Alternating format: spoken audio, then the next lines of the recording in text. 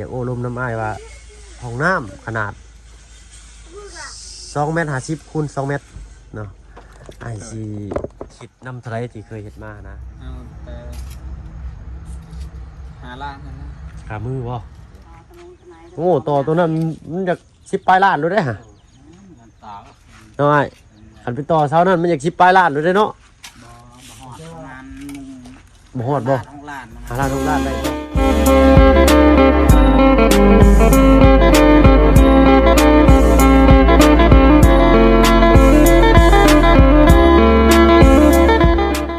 สบายดีแค่ดึงที่ไหนเนาะเอาจัดการเองเลยนี่เรามาปูลงเบิ่งเนาะ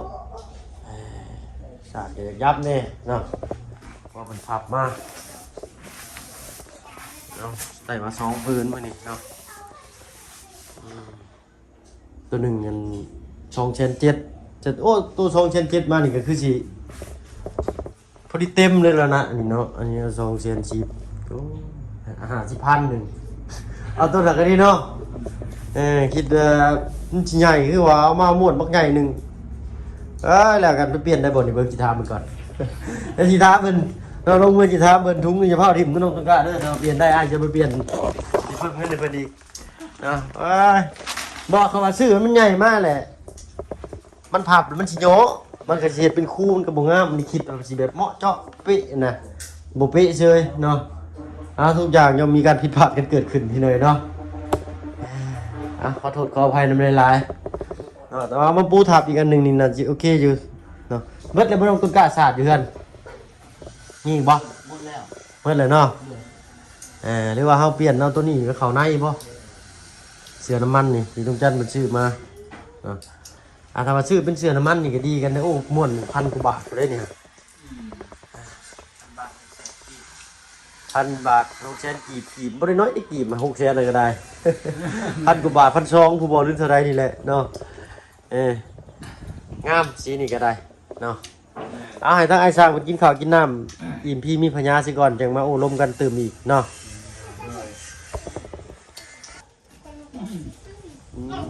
ได้ละโอ้ยมาแต่ใส่มาแต่เซปนไปรออันเอ็นผู้เอวผู้บ่าวบ่นี่เนาะบ่นั่นจะเอาเงินทำพุทธภาพมาให้โอ้ซอยขาด500 บาทปิ่นปัวประเดินบ่เอาเพิ่นพากมาให้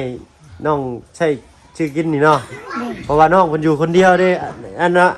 ทั้งนาบ่าวขี่กายไปนั่นได้ยินบ่เสียงนาบ่าวบีบแต่รถใส่นะได้ยินบ่เห็นเป็นคนเนาะข่อยก็บ่กล้าแวะแล้วเนาะอันทางไอ้บุญคงเพิ่นก็ว่าเคยนั่งอยู่มองเวียกหั่นเด้นะบ่ได้เห็นใดเฮ็ดคุ้มอยู่เนาะทางอันพ่อเจ้าเนาะเพิ่นว่าแวะเขาไปเบิ่งน้องชายในเด้อเพิ่นว่าเนาะก็ผ่านไปผ่านมาก็บ่เป็นหยังดอกพี่น้อยเนาะเพราะว่าป้าลุงเพิ่นก็อยู่ใกล้ๆเนาะจะได้มาบ่ทันซ้ำเหลืออยู่บ่แม่ตู้เหลืออยู่บ่เป็นหยังหยิบแล้วหมดว่าชั้นพี่น้อยเนาะช่องไว้ช่องน้อยกินแหละเอามาให้น้องเพิ่นเมื่ออันสู่น้องเพิ่นกินซะเนาะเพราะว่าเฮากินดูแลกินชุรอบเลยนี่สิเพิ่มโปรตีนหลายเลยเด้อนี่ในไข่เป็ดนี่ ได้ล่ะกินข้าวกินน้ำมาหรือยังหันดินี่เอาไข่มากินกับน้องเด้อเนาะแล้วว่ามาฮอดเมื่อวานนี่โทรหาหลังกับบ่ติดไปบีบแต่ใส่ได้เฮือนอยู่บ่แรงวานนี่ตอน 4-5 โมงอยู่แหละว่าติ๊กหันค่อยนั่นค่อยต้มมีแหละนั่นจะต้องมีด้วยคันว่ามีผู้ใหญ่อยู่นำหั่นนะบ่าวก็จะเข้าไปอยู่จันว่าเจ้าเป็นเด็กน้อยบ่าวเข้าไปผู้เดียวสินะจันเพิ่นว่าเอ้าเข้าไปยังหั่นน่ะเนาะเฮาก็คิดเผื่อไว้เนาะคันว่าเฮาผ่านไปเห็นในหูในตาแล้วน้องชายอยู่เฮือนเนาะบ่มีหยังเกิดขึ้นเลยก็ดีใจก็โล่งอกไปหั่นน่ะแล้วถ้าว่าอยู่ดีๆเฮาสิเข้าไปโลดน้องมันเป็นผู้หญิงสินะมันก็สิเบิ่งบ่งามเลยเนาะพอดีมื้อเช้านี่โทรเล่นทางน้ำพ่อเจ้าเพิ่นว่ามื้ออื่นน่าสิฮอดจะง่ายเงิบลงหันได้ล่ะจับน้ำบ่ทันนี่นี่เป็นไดน้องชัยอ้อบ่ข้าวก้อนใส่กินเลยเขากินแล้วได้เนาะเอาข้าวมาสู่กินปัจจิอิ่มเนาะปกติเพิ่นแล้วพี่น้อยเฮาอิ่มเฮาสิกินบ่ได้ เอาเนาะ ขอมองขอบใจวันนี้ ดีวงดีใจน้องชายเพิ่นแวะมาหาว่าสิไปไสล่ะ เมื่อเฮ้ย ว่าสิแวะมาบอกก็ซื่อบ่ เดินไปไม่บอก น้องจะอยู่กับไผซะล่ะ อายุเดียวอยู่คนจะทางไปเลยหัว เดินมาบอกสิบ่ เดิน เอาซั่นน่ะกันอีหล่ะไปเบิ่งน้องซะเด้อสละเด้อ เดิน เนาะมื้อหน้ามื้อในพอจะมาได้สิมาเล่นมาแอนน้ำใหม่เพิ่นปะน้องเพิ่นไว้อยู่ถนนหนทางหมู่สบายดีเด้อน้องเด้อเด้อ เพิ่นแหละมันไปครับ เอาเพิ่นก็สิเหงาแน่แหละเนาะเอาพี่น้อยนอกแล้วก็ยังมีอีกเรื่องหนึงบัดตอนนี้ถ้าว่าท่าสีนี่ใส่สีสแลกถ้าว่าอยากให้มันงามแท้นี่ทั้งหมดเพิ่นคิดว่าเอาสีสมใส่ไม้ตัวนี้เนาะขอบข้างนะกับขอบบานประตูแต่ว่าใบประตูใส่เป็นสีสแลกเนี่ยก็ขึ้นได้แบบมันสิจ้าออกมาเลยทรงแบบทรงโมเดิร์นสั้นเดียวอันนี้ไอ้แต่ว่าเป็นขอบข้างเล็กเป็นอันบัวเขาเอิ้นบัวโซ่เนาะเลยแต่อันนั้นเอาไว้ก่อนเสานี่ก็ยังอยู่พี่น้อยเนาะถ้าว่าเขาเอาท่อ PVC ท่อร้อยได้ซื้อมาจาก50 เซนเนาะเอามาขุดซื้อมาจาก60ซะขุดลงไปนี่จาก10 เซนนี่ขุดลงนี่10 เซนแล้วก็ผ่าแบบร้อยแล้วก็เอาลวดมัดทิ้งไว้แล้วก็เอาลงหลุมแล้วก็เอาเหล็กเสียบฝังขึ้นใส่หั่นเอาไม้อีกทีเขาเลือเส้นหนึ่งกบขางมันใส่นี่ก็สิงามอยู่ได้เนาะทางง่ายว่าแนวใดอันนี้คือว่าเขาลังสันมันนะปรุงแต่งใหม่เนาะปกติก็แบบนี้แต่ว่าเขาปรุงแต่งให้มันขึ้นไปอีกก็สิงามอยู่ได้เนาะแต่ก็ยังเอาไว้ก่อนที่ว่าอยากเล่าน้ำนี่ก็คือเรื่องนี่แหละห้องน้ำห้องในเนาะเพื่อนงามก็มีแล้วเดินงามกว้างก็มีแล้วพักหญ้าคาหุ่นก็มีแล้วขาดแต่บอลว่างระเบิดบอลยันว่างเป็นตัวที่คนมาเหยียบไปเสียเขาปั้นให้อีกแล้วเนาะ บางเทื่อเขาไปใช้โทษ โทษแล้วว่าเนาะไปเหยียบของเขาเขาปั้นว่าขากหนึ่งเอาว่าดูโฮมวนพี่น้อยเนาะโอ้ยว่าอุบาทโปรอะไรบ่เพิ่นก็ได้เนาะเอาว่าจริงจังพี่น้อยเนาะถ้าว่าภายภาคหน้านะถ้าว่ามีเงินมีคำอีกเล็กๆน้อยๆเนาะจะโอ้ลมน้ำอ้ายว่าห้องน้ำขนาด2.50 เมตรคูณ2 เมตรเนาะไอ้สิคิดน้ำเท่าไรที่เคยเห็นมานะงานปูนได้อยู่ที่เนาะ ได้ เบิ่งนี่ก็เนียบเลยนี่แทบจะไม่มีรอยต่อเลยทีเดียวเชียเนาะเอาก็ลองโอ้ลมก็ลองเบิ่งเนาะ อันแบบติดกะโหลกโบกข้างในอะไรเหมือนบ่ บริติดกิโลมีแต่สาบไปชื่อ สาบซื้อมัน แม่นปั่นนี่มันน่าสิชื่อนะสาบบ้านเขาเอิ้นสาบโบกบ้านโบกโดย มีแต่โบกซื้อ แม่นเนาะพับโบกขึ้นปุ๊บเลยก็เอา3 เหลี่ยมปาดแต่ก็คัดหยาบแต่ก็เอาฟองน้ำคัดสำนั้นเลยก็จบนะงานพูดนี่ค่อยก็ผู้หนึ่งเลยไป เนาะพอได้อยู่งานปูนนี่ฮู้รักศูนย์อยู่งานปูนนี่งานใหม่นี่ต้องชี้มือดีได้งานใหม่นี่ตัดผิดพลาดหน่อยหนึ่งเงินเสียถิ่มดูได้ยินทรายนี่ก็ยินเครื่องทรายเครื่องนี่ก็น่าจะบ่พอเลยต้องยินรถยินเครื่องทรายรถเพราะว่าสิสาบเด้เนาะยินเครื่องรถทราย1 รถเนาะยินเครื่องทราย1พอดีเลยเนาะแล้วก็ว่าอยากลองเชิบเบิ่งกันนะลองแตะเบิ่งว่าเท่าใดนะลองเคาะเบิ่งว่ามันรู้ได้เนาะอันว่าเอาสำว่าอ้ายเคยเฮ็ดนั่นแหละเนาะอ้ายสำอ้ายเคยเฮ็ดได้คันว่าน้องพอน้องเฮ็ดได้แล้วครับว่าพอขอได้น้องก็สิขอไม่ติด2 เมตรยาว2 เมตร 5กว้าง2 เมตรโบกกะโหลกต้นจ้ากะโลบ่ได้ติดมีแต่ว่าเฮ็ดนี่แหละคัดมันนี่ก็บ่ต้องคัดเพราะว่ายันลื่นเนาะมันลื่นได้มันลื่นเอาแบบคัดหยาบไปเลยนะเนาะและน้องเพิ่นมีเงินมีคำภายภาคหน้าเนาะตั้งใจทำใจเฮียนอ่านออกเขียนได้เนาะเป็นเจ้าคนนายคนมากก็เป็นได้เด้คนเฮาเนาะอนาคตภายภาคหน้าของตาแนมบ่เห็นนี่ก็หันแหละก็คือคือน้องว่าแล้วจิลองเว้าเบิ่งดู ก็เอาแต่5 ล้านนั่นนะ ขามือบ่ลาดบ่เขาเคยเฮ็ดเท่าไดโนบาดนี้โอเคเดี๋ยวทางน้องสิ ปกติมันเคยเฮ็ดมันผู้อื่นคือการสมมุติว่าขนาดสำนันเนาะ โดย แล้วเขาโบกแล้วก็ติดกะโหลกก็คือ8 ล้าน อันนี้ตัดติดกะโหลออกเนาะมีแต่ฉาบแล้วก็ปั้นซื่อๆเลยก็บ่ได้ใส่โอ่งใส่หยังนะบ่ได้กั้นโอ่งกันหยังใส่แต่หัววิดหัวสวมมาแหละ แล้วก็เฮาสิบ่เอาเฮ็ดเป็นคอกอ่างข้างในเนี่ยมันเปลืองพื้นที่มีแต่เอากระถางเข้าไปใส่แล้วก็ให้น้องต้นกล้าไปหาบน้ำมาใส่เอานั่นแหละ5 ล้านเนาะก็สมมาพระควรอยู่ได้พี่น้อยเนาะเพราะว่าบ้านน้องบุตรนี่ไทยก็6บ่คือ5คือ4ทีเด้เอาดิสิต้องถามมึงใหม่ทางน้องก็ยังบ่มีประสบการณ์หลายก็สิได้โอ้ลมตื่มนำทางลุงทางหยังอีกเนาะนำทีมงานหมู่ครูหลายคนนั่นแหละพี่น้อยเนาะว่าห้องน้ำขนาดซำนี้เฮาเคยเฮ็ดมาเท่าใดเนาะอันนี้ก็เป็นงานแรกของน้องเลยนี่เนาะงามซ้ำว่าซะแล้ว งานสิงามได้ก็ย้อนสร้างพี่น้อยเนาะบ่าวเพิ่นก็มีแต่หน้าที่ไปซื้อข้าวซื้อของใหม่เพิ่นซื่อบางทีก็จุกจิกเกินไปก็ได้ข่อยก็ได้ เนาะเป็นคนขี้ลิ้นอยู่แต่ว่าเวลาจริงจังก็จริงจังโพดนะแล้วก็นี่นะไฟนะไอ้นอกจากถามเรื่องไฟนำอีกไงเจ้าว่าเป็นคนเก็บไฟอ่ะเก็บค่าไฟอ่ะถ้าว่าเฮาอยากต่อมาจากเพื่อนเพิ่นนี่เฮาสิเสียให้เพิ่นแนวใดหรือว่าแล้วแต่เฮาติดมิเตอร์เองเฮาคือว่าแล้วดึงมาจากไฟเพิ่นมันก็สิกินผ่านไฟมิเตอร์เพิ่นออกมาเลยเนาะแม่นบ่ถ้าว่าเฮาอันเสียคนครึ่งเลยนี่เพิ่นสิยอมบ่เนาะเฮาต่อไฟนำเพิ่น แล้วเฮาแบบว่าเฮาต่อนํเพิ่นแล้วก็เพิ่นก็ให้เสียผู้เดียวเท่านั้นนะเบิ่งอยู่ในบ้านเขานี่แต่ละราคาเงินเฮามาเก็บไข่แต่ บ่แล้วไปจากต่อจักประมาณจัก6 เดือนน่ะนาย เงินราคานี่ โดย ต่อนํเขา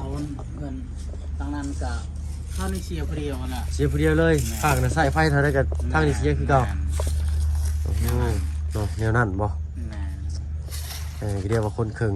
เพื่อนน้องเพิ่นก็บ่ได้มีหยังเนาะมีแต่หลอดไฟแค่นั้นแหละเนาะโทรทัศน์พัดลมก็บ่มี ถ้าเฮาอยู่ในบ้านเฮาคืออยู่บ้านเฮาก็ครูใส่นะไข่นำเฮาก็บางเทื่อก็เอาน้ำมือเอาน้ำมวน10-20,000ก็มีแต่มันเกิดนั่นก็เฮาเสียนั่นเห็น โดย ครูเบิ่งตามครูไซบ่หลายอันนี้ก็ว่าบ่ได้แล้วอยู่ในบ้านเขานี่เบิ่งเข้า2-3หลังคานี่เขานี่ก็คือกันนี่ล่ะนี่ก็มีแต่ละเดือนน่ะเข้านี่แหละเสีย แล้วซาวน้ำนี่ซาวน้ำนี่ก็เสียครับซอยกันคนครึ่งบ่เลยเสียผู้เดียวเลย บ่เสียผู้เดียวเลยแต่ละอันเดือน ปกติมันเนาะสมมุติว่าเฮือนหลังนี้ต่อกับเฮือนหลังนั้นเนาะแต่ว่าค่าไฟนั้นลาวครับแต่ผู้นั้นอีกต่อเฮาต้องแบ่งกันแบบนี้ปันกันเนาะเฮาต้องสรุปกัน แม่นต้อง สมมุติว่าคัน30,000เฮือนเจ้านั้น15,000เฮา 15,000แม่นแต่ข้างถึกเนาะ อันนี้ต่อให้หลังคนนั้นต่อให้หลังคนนี้แล้วมี สมมุติว่า5 คนเด้5 คนใส่เจ้าอยู่คนสุดท้ายเจ้าก็เจ็บหนักแหละเนาะจังซั่นบ่ถูกเด้พี่น้องเนาะเอ้าเนาะชาวบ้าน ตาม เพิ่น ล้มกันเบิ่ง อันนี้ ล้มบ่ได้แล้วคืนนี้ก็ล้มบ่ได้แล้วคือว่าเขามันมีจักหลังคาบ่ต่อกันของเขาอัน3อ่ะคัน3ก็ต้องได้ล้มคืนนี่ ก็เสีย ได้อันแล้วเดียวว่าว้าวก็คือเฮาว่ามัน เหนื่อย นี่ก็ว้าวแต่ต่อผู้เดียวอันแล้ว เนาะ อันนี้ก็ประมาณละ2-3หลังคาก็2-3ลำค่านี่เฮาต้องหารกันกับ2-3นี้เนาะ แม่น แต่ปกติก็ต้องหารเบิดทุกคนเลยพี่น้อยเนาะอย่างน้อยก็ให้เจ้าของผู้ที่เข้าก่อนน่ะเสียหน่อยก็ยังลดลงจาก 10% ก็โอเคได้เนาะ ต้องได้ร่วมกัน ถ้า ผู้ต่อน้ำเพิ่นนั่นแหละคือเข้าในต่อผู้เดียวนี่ก็ต้องเสียผู้เดียวเพิ่นนี่แหละ โดยราคาไฟเดือนนี้นี่เฮายังเสียคือเก่าเนาะ แม่น คือเดือนหน้าสมมุติเฮาบ่ได้ใช้ก็เพิ่นเสียเองบัดนี้เนาะ แม่น โดยเดือนนี้เดี๋ยวบินไฟมาแหละแจ้งน้องก็ได้เด้อและมีคือสิก็สิโทรไต่โทรนำคือเก่าแหละเนาะงามอ๋อลึเอาอันคาอันนั้นเนาะอันที่ซังอ้าวคาโดยบ่เป็นยังไงนอกจากเงินเจ้าซื้อกันบ้านผับมาแหละเบิดข่อยก็เหลืออยู่ 6,000 26,000 อันหนึ่งนั้น8,000 เลย พ่ออยู่บ่อะไรนะ 16,000แล้ว โด ก็ ย อันลูกอิหยังก่อนตะปูน่ะลูกน็อต น็อตโดย น็อต 5,000 4,000 4,000 เอาเอาไป6,000บ่เอาไปเลยนี่ฮะเอาไว้บ่เอาโอ้ย ครบเลยเด้ บ่อันนี้เอาให้อันนี้เอาไว้อันชื่อน้ำเชื่อด้วยมันอันนั้นนะมันลายโพด เหลือใบเดียวพี่โดยเนาะ20,000นี่แหละติดกระเป๋าพี่ไหล4คนพอได้จ้างเพิ่นนี้ เอาเนาะก็เว้ากันก็อันนั้นแหละเนาะตกลง5ล้านน้อยเนาะ เด้อ เรื่องไฟนี่คือสิยากอยู่เนาะเดี๋ยวสิให้ทาง ต่อตะลงในต้องกับแบบละต่อตะลงใน โอ้ต่อตัวนั้นมันอยาก10ปลายล้านดูได้ฮะ ต่อ น้อยอันไปต่อเสานั้นมันอยาก10ปลายล้านดูได้เนาะ บ่ฮอดประมาณบ่ฮอดบ่ ท้องล้านมัน 5ล้าน6ล้านได้บ่มันสิมาแพงกับตัวอันนี้เนาะอีสังก็ กันเพิ่มตอนเพิ่มว่า ประมาณ5ล้าน6ล้าน 5ล้าน6ล้านได้เป็นว่าต่อจากเสาใหญ่เลยเป็นบ่ แม่น เอ้โดยเพิ่นมาต่อให้บ่หรือเจ้าต่อเอง บอนเข้าอันแล้วต่อเฮาบ่ได้ต่อนะ เอามีแต่เก็บชื่อ แม่นมีแต่เก็บ เลยแล้วบัดนี้มันสิมาเสีย คันว่าอันต่อแบบอันไม่เส้นบ่ฮอดเราต่อได้อะนะ ไม่เมาถึงจะต่อได้ ปลาต่ออะไรอยู่ เอาเนาะ เก็บซื่อๆนะ ไปไม่จะโมล่ะขันไปใช่ต่อตั้งแต่ในมันวนเยาว์เห็นแล้วจำเป็นต่อไหนจำเป็น ประมาณ5ล้านบาท แม่ตรงนั้นแล้ว ของน้องน้ำเขาหัน10ปลายล้านแม่นบ่เฮ้ย6ล้านหรือหมื่นประมาณ10,000กว่าเนาะ10,000กว่ามันสิมาแพงน้ำยังบัดนี่แพงน้ แทงน้ ำเดินวงจรไฟ ำพาย ซ้ายเนี่ยเขาซื้อเองบ่ สายคอมเตอร์เนี่ยบ่ คอมเตอร์เขาจ่ายเองบ่ อยู่น้ำเข้าอันนั้น จบในอัน5ล้าน6ล้านนี้ แม่นมีแต่ แม่นพร้อมใส่เลย ก่อนเลย โอ้โดยที่จะดอกลุ่ม1ถึง2กันแล้วอันนี้ก็ได้เนาะ นี่กระดานยุ่นเข้าเมื่อ โดยจบใน6ล้านพร้อมขึ้นไส้เปิดไฟสว่างแสบตาวีแล้วเนาะ แม่ มีดอกไฟ2หลอดพร้อม บ่แม่น2ไฟ2หลอดถ้าซื้อเพิ่มอีกหลอดหนึงก็ได้เนาะ ตาราง มันแม่นบ่10ปลายล้าน หรือว่ามันแต่ตามระยะทางจากห่างจากเสาบ่เนาะ แม่ สายไฟดิเพิ่นให้จักเม็ดได้อัน6ล้านนี่6ล้านเพิ่นให้จักเม็ดโอ้ เอามันก็บ่ได้ไกลกันเลย ประมาณ60เม็ดบ่ได้นี่ ในเกินเศร้าเข้ามันคูใช้ในวงไกลเติบอยู่แล้ว โดย ประมาณไกล เลยเออ นี่ก็จุดกันนี่ต้องนี่ก็หลักตรงนี้ก็ เลย ไกล อันนี้เป็นมอมอนั่นเลย เลย ใจปันไรมันดูว่าหนาเนี่ย อ๋อเสานี่ก็ ก็ซูซีสำคัญแต่ตัวนี้สิใกล้กว่าเนาะ แม่ ถ้าเราเอาเสาตัวนี้ก็มันก็บริใกล้กันได้ทั้งเสา โดยเลยประมาณอยู่ใน6ล้านถึง7ล้านเนาะ แม่ เกิดสายไฟเฮาสายไฟเพิ่นเทปมาจากแม่นไอ้ สายไฟ โดย ก็จักแล้วประมาณ2เมตร3เมตรนั่นแล้วเขาสิเติมให้เวลาเขาเขา สายไฟอ้อมเพื่อนนี่แม่นเพิ่นให้พี่แต่สายไฟดึงมาจากเสาที่เฮาซื้อเอง บ่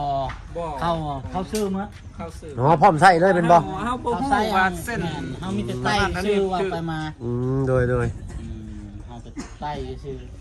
เอาเนาะก็เบิ่งเป็นหูเป็นตานำกันนี่แหละเนาะกับทางอ้ายเพิ่นเนาะอ้ายเพิ่นก็คือว่าอยู่ในหมู่บ้านก็เพิ่นก็ผู้หนึงหั้นนะว่าซั่นซะเนาะฮู้หลายแน่เนาะฮู้ในเวียกบ้านเวียกเมืองแน่เนาะห้อยเป็นพอรามเนาะก็สุดยอดน้ำพอรามนี่แหล้วแล่ขึ้นเฮือนใหม่ได้บ่อ้ายแม่ว่าตอบคำถามขึ้นเฮือนใหม่หั้นนะ จักแล้วว่าบ่ได้อยู่ ว่าบ่ได้เนาะโอ้ยาวได้เนาะ ข้อพายอ้ายไปว่าไปเป็นผู้ซื้อเพิ่นแต่ละเทื่อแต่ละรอบแต่ละบ้านนี่เพิ่นมีค่าอันเทื่อค่าแห้งแนวใด นั่นได้เรือแห้งวันอะไร แปลว่าอันเพิ่นได้จ่ายเงินให้เฮาบ่แปลว่าเฮาไปเป็นผู้ซื้อให้หรือว่าเพิ่นหาเฮาซื่อ อ๋อเพิ่นหาเฮาซื้อหรือว่า ๆก็เดี๋ยวมีค่ากินน้ำกินได้50แสน1 2แสนสิบ่แม่นเนาะมีแต่ไปตามคือเวียกบ้านเวียกเมืองนี่เนาะบ่ได้เฮ้ยมันเฮือนเฮาสิเนาะ แม่น โดยเอ้า ได้แต่เงินเอาเท่านั้นแหละ หายทวนเลยเนาะ มีแต่นั่นแหละยังเดียวนั่นแหละ เลยเนาะมวนชื่นพี่น้อยเนาะเนาะอันมืออื่นเด้อนายเดี๋ยวสิอันเอาเงินออกมาให้เหลืออยู่ โดย 8 ล้าน5แสนเนาะ โดย มื้อนั้นเว้าได้คลิปว่า6ล้าน5แสนโอ้ทั้งพี่เพิ่นว่าเอ้ยแม่นบ่ดีใจเบิดเพิ่นน่ะเนาะเหลือ8ล้าน6แสนพี่น้อยเนาะ8ล้าน5แสนขอโทษขออภัยหลายๆทั้งอ้ายเพิ่นก็บ่ได้ฮู้เด้ทั้งไอ้หลังทั้งสร้างนี่ก็ได้เนาะเว้านุ่มม่วนพี่น้อยเนาะพบพรคลิปหน้าเด้อเนาะสำหรับคลิปนี้ทางมาพึ่งขอตัวลำลาแล้วเนาะสบายดีเบ่สุทุกคนเนาะโดยไปประตูไปก่อนเนาะพบพรคลิปหน้าโดยเนาะสำหรับคลิปนี้ทางมาพึ่งขอตัวลำลาแล้วพี่น้อยเนาะอยู่ดีมีแฮงเบิดสุคนเขามาหามาชมช่อง YouTube เอาเพิ่นเคยหลายคือเก่าสำหรับคลิปนี้ลาแล้วพี่น้อยเนาะสบายดีจ้ะ